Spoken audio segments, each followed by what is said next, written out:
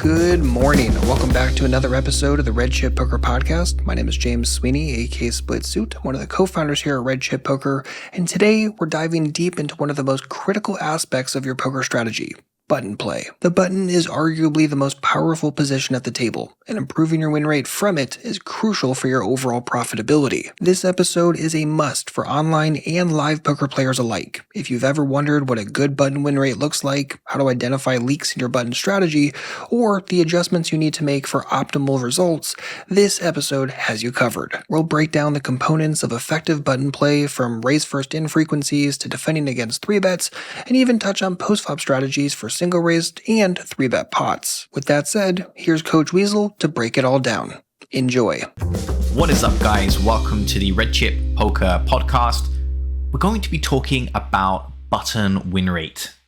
The button is the most important position at the table in some senses because it's where we expect our win rate to be the highest. So if you play well on the button, it's usually a good start to generating a high overall positive win rate. If you are an online player, you'll be able to check your button win rate in your tracker. And the win rate specifically on the button should be in the region of 35 to 40 big blinds per 100. If you are an online player, you check your button win rate, it's in the mid 20s or perhaps even lower, then it's extremely likely that you have leaks on the button. If you are a live player, or if you are in that 35 to 40 big blind region, you'll probably still want to pay attention to this podcast episode because we're going to be discussing ways that we can troubleshoot and improve our button win rate. The problem many players run into, they realize that they potentially have an issue with button play. But the question is, how do we improve button play? The problem is that there are so many components to button play, and the only real way to work on button play is to break down button play into all of its components. So we're going to list them, and we're going to start with some of the most important.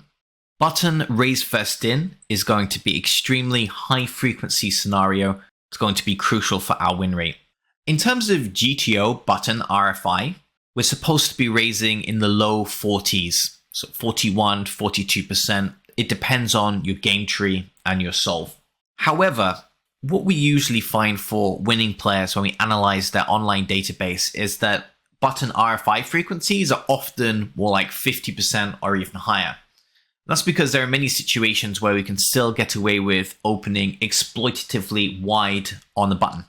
So a simple example could include you have two nits in the blinds, players who are not defending often enough, and that allows us to profitably open raise any two cards. And seeing as nits are often inelastic, so they perhaps have a set defending range which they use no matter the size of the button RFI, then it makes sense that we should likely be using a smaller steal sizing when we're deliberately targeting nits in the blinds. In fact, we should be looking to raise first in wider on the button anytime there are weaker players in the blinds.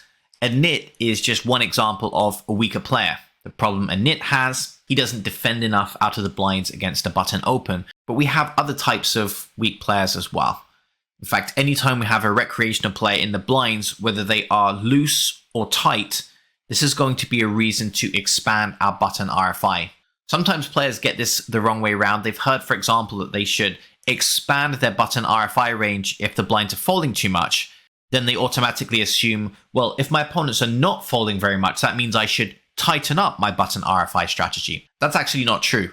Even if both players in the blinds are very active with defense, but they are not very good players, they're making lots of mistakes post-flop, this is also a reason to expand our button RFI. Anytime there are weak players in the blinds, whether they are nits, whether they are loose but otherwise very weak players, we want to expand our RFI frequency. In terms of default button RFI sizing, it's generally considered in the modern poker era that we should be open raising larger on the button compared to our early position sizings.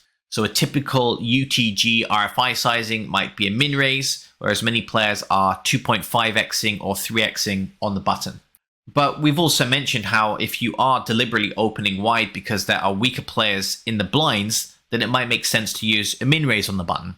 What does this tell us? It tells us that we should likely be using multiple RFI sizings on the button.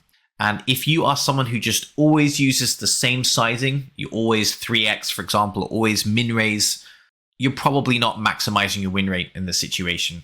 Now, of course, the counter argument is, well, if we use multiple sizings, we're not going to be balanced. And this is untrue for a number of reasons. Firstly, we can use multiple sizings and still be balanced. There are many situations, both pre-flop and post-flop, where the usage of multiple sizings does not imply imbalance. But perhaps more importantly, if we are specifically opening wide on the button because we're targeting weaker players, balance is just not going to be an important component of our strategy in that specific scenario. So if you're always using the same button sizing, you potentially have a leak in this area. Let's now think about button defense versus open. If you are an online player and you have access to your tracker, you should be 3-betting round about 8% of the time from the button. Don't worry if it's not exactly 8%. The problem occurs when we have values that are significantly higher or lower than the values we're citing right now. Cold call should be between 6 to 8%. I suspect there are some players who will check their tracker and find that they have 10% or above, perhaps even 15% or above cold call on the button.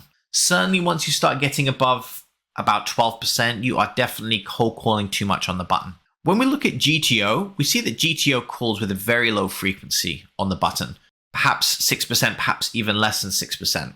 We can usually get away with cold calling more often than the solver. That's potentially because there are weaker players behind in the blinds who are maybe not squeezing as much as they should be. Maybe they're folding too much. Maybe they're playing badly post-flop. So we can definitely have a wider cold calling frequency than GTO. And that's why you might conceivably be a big winner on the button, but still have 10 to 12% cold call. But once you start getting above 12% cold call on the button, it's almost guaranteed that there are going to be some minus EV cold calls within that range, unless you're just not 3-betting enough. For example, if you're flatting all of your premiums, you might end up with a high cold call, but they could still be plus EV. But most players, if you have above 12%, you have some losing cold calls on the button, you should be looking to tighten up.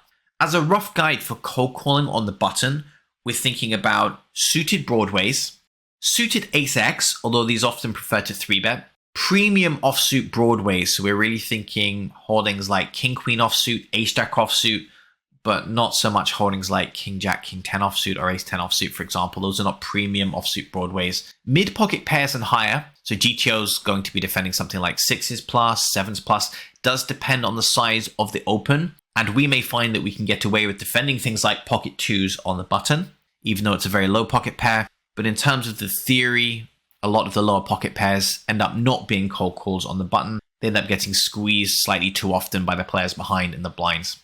So if you're defending anything outside of that list, if you have a whole bunch of suited connectors and suited gappers, or you have weak offsuit broadways, then you are cold calling on the button too wide currently. Let's now think about button versus 3-bet. We've said that button RFI is a fairly high frequency scenario, and some of the time when we RFI, we're going to get 3-bet. So being able to defend in position against a 3-bet from the blinds is going to be an important component in our button win rate. When we look in our tracker, we should be seeing folding frequencies somewhere around 60%, or it could be 50 to 60%. It really depends on the average size of the 3-bet that's used by the player pool. So if you are facing lots of small 3-bets from the blinds, then it could be the case that our folding frequency should be closer to 50%, maybe even in the high 40s. But if we're facing lots of large 3-bet from the blinds, we should actually be folding in the low 60s. So the aggregate of this is probably closer to perhaps 55% fold to 3-bet, maybe more towards 60 if there are lots of large 3-bets in your environment. So long as you have something around this, you'll be doing fine. The problems occur when you have, for example, 70% or above fold to 3-bet, or significantly below 50% fold to 3-bet. That's a fairly good indication that there is a problem with your button strategy when facing a 3-bet. In terms of 4-betting, we should have an 8% frequency from the button. So it's not 4-bet range, we're talking about an 8% 4-bet frequency when facing a 3-bet from the blinds after opening on the button. Again, don't worry if you have 7% or 9%, but if you've got 15% over a large sample, or if you have 3% over a large sample, then that's going to be a problem and indicates you have some kind of leak when you defend against a 3-bet.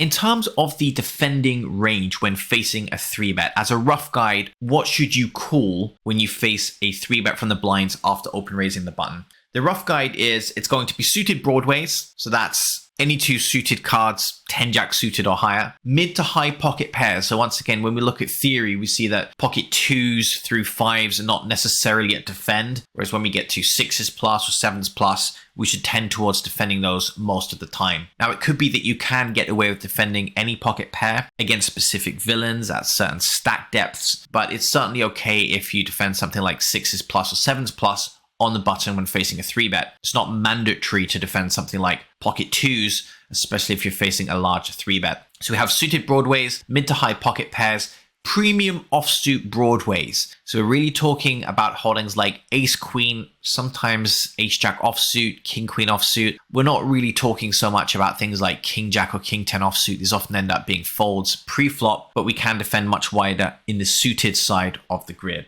Notice the hands that are missing. So we don't have weaker offsuit broadways there, like king 10 offsuit. We don't really have suited connectors. This is one of the things that players have flip-flopped on over the years. So I remember in the earlier days of online poker, everyone just knew that you should never call against a 3-bet with a suited connector. For example, you would open the button for 3 big blinds, you would face a 9 big blind 3-bet, and everyone just knew that 10-9 suited was a slam dunk fold because you weren't supposed to defend suited connectors against a 3-bet. Then eventually everyone realized that actually you should defend suited connectors against a 3-bet, and players were now just calling a whole bunch of suited connectors. Not only were they defending 10-9 suited in that spot, they were defending 4-5 suited, 5-6 suited. They were defending a bunch of suited gappers like 7-9, 6-8 suited. Now we've entered the GTO age, and we see that actually solver's not really that interested in defending suited connectors. It's ironic, really, that we've gone full circle. Certain premium suited connectors do want to defend, so maybe you should defend holdings like 10-9 suited, for example, on the button when facing a 3-bet. But the solver's really not that interested in weaker suited connectors and gappers. They often end up being folds. And as we've mentioned, low pocket pairs can often end up being folds here as well.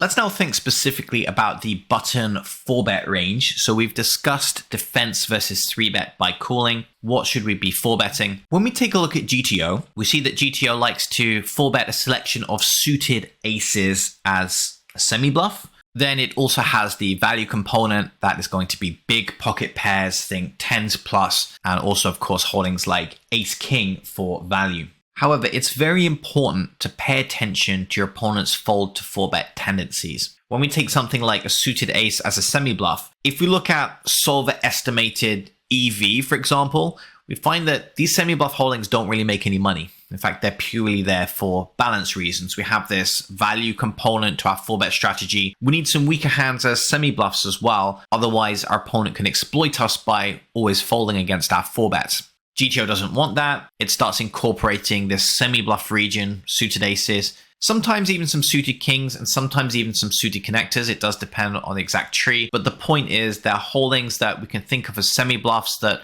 aren't being 4-bet purely because they have a ton of equity. They have some level of playability, but according to the solver, the EV of these types of hands is more or less 0. And that 0 EV is based on a certain amount of anticipated fold equity if we assume our opponent is folding at a certain frequency against a 4-bet. Problem occurs if our opponent is folding significantly less than GTO would expect him to be folding.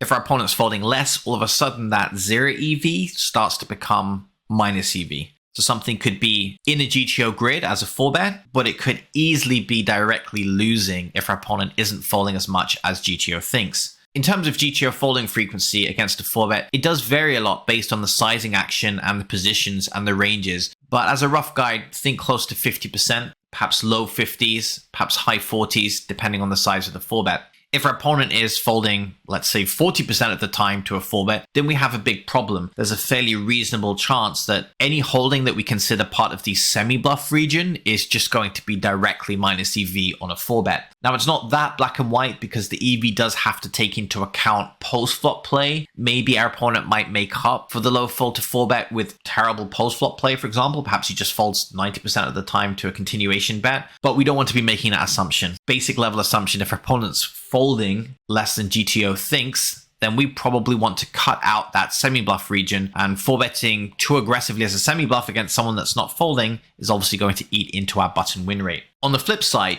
if our opponent is folding above about 58% of the time to a 4-bet, then we start entering the auto profit territory, which means that we can take holdings that we would otherwise be folding and start using them as 4-bets, even if they really don't have a lot of post-flop playability. Now, although we can 4-bet any two cards in a vacuum, how wide we decide to push this is going to depend on our opponent and whether we think he has a propensity to adjust. We might decide to occasionally fold our more trashier holdings if we think our opponent might start playing back against us. But in a vacuum, if our opponent's folding above 58% of the time, we technically should never be folding anything when facing a 3-bet, because if our hand's not strong enough to call against a 3-bet, we should be placing it in our 4-bet bluff range rather than folding. Now, if you do want to analyze the profitability of these types of spots in your tracker, it's important that you get used to the idea of a relative win rate. Because when we look at win rates or results for a hand in the tracker, it shows us a result for the overall hand. It doesn't show us the EV of our decision. So for example, when we elect to 4-bet pre-flop, even if the end result of a large sample size of hands where we 4-bet was -1 big blind, for example, in relative terms, that's actually a positive win rate, because let's assume we're opening the button to 3 big blinds. If we look at all of the hands where we fold against a 3-bet, well, the win rate's going to be -3 big blinds per hand. So if by 4-betting we're able to generate -1 big blinds per hand, then we're actually generating a positive win rate relative to what we would have been losing if we simply folded. Now, that's not to say that your 4-bet data shouldn't be in the green, because we have all of the premium holdings there as well. But let's say specifically you were to run a filter for the weaker hands in your 4-bet range and saw that they were generating an average win rate of -1.5 big blinds per hand. That's actually a very good thing, because that's surpassing the amount you would lose if you'd folded every time to the 3-bet. Players have a tendency when they first get their hands on tracking software to assume that any red numbers are bad. So they might look at the EV of their semi-bluff region, they might see the win rate of -2 big blinds per hand and start thinking, okay, this is pretty bad, I need to tighten this up. I'm actually losing with these 4-bets here according to my tracker. So what do? They start folding those hands instead, but now their average win rate per hand changes from -2 big blinds per hand to -3 big blinds per hand, because they're now folding directly against the 3-bet. Of course, when they rerun the filter for semi-bluff region on the 4-bet, because they've tightened that up, that win rate may be higher. Perhaps it's now 0 big blinds per hand, for example, but that hasn't been a plus EV change overall. We can't just improve our win rate in one very specific area of the game and guarantee that that improves our win rate overall. So take away the concept from this, because you'll see this pop up all over the place. For example, when we run a tracker filter for cool versus 5-bet, many players get upset when they realize that the numbers are in red. It's a very common question I get, by the way. I've run a cool versus 5-bet filter and I'm losing 10 big blinds per hand every time I call a 5-bet. This must be some huge leak. I need to tighten up my calling range against a 5-bet. Well, again, let's think about that. We 4-bet to 25 big blinds. Our opponent has 5-bet all in and we've called. If we're only losing 10 big blinds per hand, that's an improvement on the -25 big blinds per hand win rate we would get when we're folding. So yes, if we tighten up our cool versus 5-bet range, the win rate specifically when we run a cool versus 5-bet filter is going to be higher. We're going to lose less. But by doing that, we're shifting even more hands into the fold versus 5-bet region, where our win rate is -25 big blinds per hand. So again, just because we improve win rate in one specific area doesn't mean we're improving our overall win rate. As a rough guide, you should be losing when you call versus a 5-bet. Because when we say losing, we're only saying that you're losing for the overall hand. We're not saying that your individual call versus 5-bet decision is going to be minus EV. And the reason it works this way is there are many hands that are actually going to be an underdog when they face the 5-bet, but they only call a 5-bet because they get pot odds. Take Ace King, for example. If we 4-bet Ace King pre-flop and face a 5-bet, we're often not going to be a 50% or more equity favorite against our opponent's 5-bet range. In most cases, Ace King will be an underdog when our opponent 5-bets pre-flop. However, we're getting something like 37.5% pot odds on the call. So if we decide that our Ace King offsuit has 42% equity, then we actually get the pot odds to make the call, despite the fact that we expect to be an underdog when all of the chips go in. So we have a pot odds call with a hand that's going to be inferior in terms of equity. What's the end result of that? It just means that we lose less than the amount we would lose by folding. So if you fold, you lose the full 25 big blinds. If you call, it's not going to be profitable for the overall hand because you actually have less than 50% equity, but maybe you only lose 10 big blinds now for the overall hand. What that means is the expectation relative to the decision point is actually positive, because if you were going to lose 25, but you are now only losing 10, then the EV with respect to that specific decision node is actually positive 15 big blinds in EV. There are many filters you run where your tracker is going to show you a red number, but we have to think about the alternative. Assuming we fold, how much do we lose on average? So we're thinking about relative win rates. When you run the call versus 5-bet filter on the button, you probably should be losing. In fact, if you have a positive win rate on the button when you call against a 5-bet, that's actually an indication that you're calling too tight against the 5-bet. It implies that there were some hands that you had that probably had the right pot odds to call, but we just folded them anyway. If you are playing in a soft environment, button ISO is going to be extremely important as well. The reason why button ISO is so important is because it increases the number of hands we can play against recreational players. So we are deliberately attempting to set up heads up pots against weaker players. The range that we should use for button ISO is going to be similar than button RFI, but it's going to be a bit tighter. So if button RFI is 40%, then button ISO might be 30 to 35%, for example. This is going to vary quite a bit depending on the caliber of the open limper, players behind, stack depth, etc. Just keep in mind a key overall principle in any poker game, regardless of whether it's button play or some other situation, is we want to increase the number of hands we play against the weaker players at the table. This is where our win rate comes from. And this is why we may look to expand our button 3-bet range as well when it's a weaker player that's opening. I usually use the term 3-bet to ISO to describe this. It's a hand that's not ordinarily in our 3-bet range, but we think if we just make a small 3-bet, we might be able to set up a heads-up pot against the weaker player. The button ISO raise and button 3-bet to ISO, very important aspects of increasing button win rate. Let's now talk about post-flop play. So what are the key areas of post-flop play that have an impact on our button win rate? We need to run some further analysis on this if we want to maximize our button win rate. The number one key area is single raised heads up pots in position. This is going to be the highest frequency scenario. We open raise the button, we get one caller. Or in some cases, it could be that we ISO raise the button, we get one caller.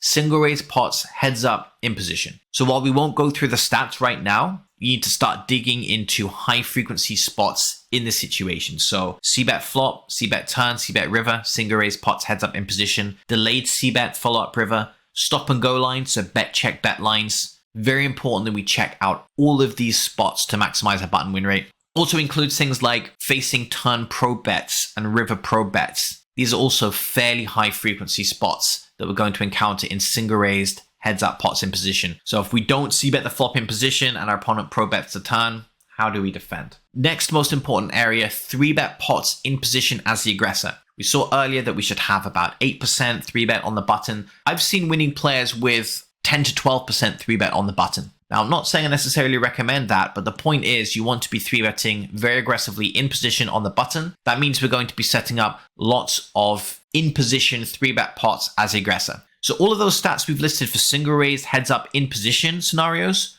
we want to be checking those out for 3-bet pots as well. So C-bet flop, C-bet turn, C-bet river, delayed C-bet follow-up, stop and go lines, facing turn pro bets, facing river pro bets, all of those for 3-bet pots. Then finally, it's very important we look at 3-bet pots in position as the defender. So this is the scenario where we open the button, we face a 3-bet from the blinds, and we call. We want to have a look at our tendencies for playing against flop C-bets. Want to have a look at float bet flop tendencies, assuming our opponent checks. Float bet turn, assuming our opponent C-bets the flop but then checks the turn. Want to think very carefully about our calling range against multiple streets as well. How strong does a hand need to be to call a flop? What about flop and turn? What about flop, turn, and river? And of course, exploitative considerations are very important here as well. We should obviously have a much wider calling range against certain types of volatile recreational player facing a triple barrel compared to, let's say, a nit who doesn't really bluff very much with a triple barrel line. So profiling is important as well. These are the key 3 scenarios.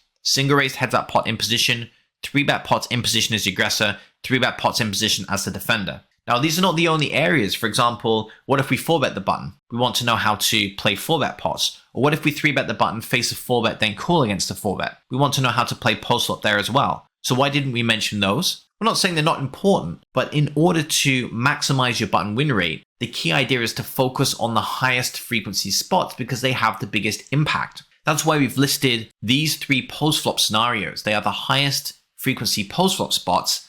It's where you're going to get the most of your win rate, so you should focus on these. If we were going to add another spot to the list, it's probably cold call in position on the button. Whether or not that's high frequency does depend on how much you cold call in position on the button, but it can be worth having a look at that as a 4th area as well. Okay, so hopefully that's given you something to think about in terms of how you can boost that button win rate. You might enjoy checking out this podcast episode alongside 2 earlier episodes. We have big blind leaks and small blind leaks, which were part of the previous season of the Red Chip Poker podcast episodes. This way you're going to have button, small blind, and big blind tips for improving your play in late position. Hope it was helpful. Thanks very much for listening. This was Coach Weasel, and this was the Red Chip Poker Podcast. Thank you so much for joining us for this episode. Hopefully you enjoyed, and if you did, be sure to subscribe so you don't miss any new content. If you want to go even deeper into button play, remember that it all begins with solid preflop ranges. That means stealing, flatting, 3-betting versus each position, 4-betting against re-steals, and more. Keep your entire preflop range selection from the button and beyond with the GTO Ranges app by Red Chip Poker. Look for it in your app store or visit redchippoker.com/app to unlock it all today. Until next time, good luck out there and happy grinding.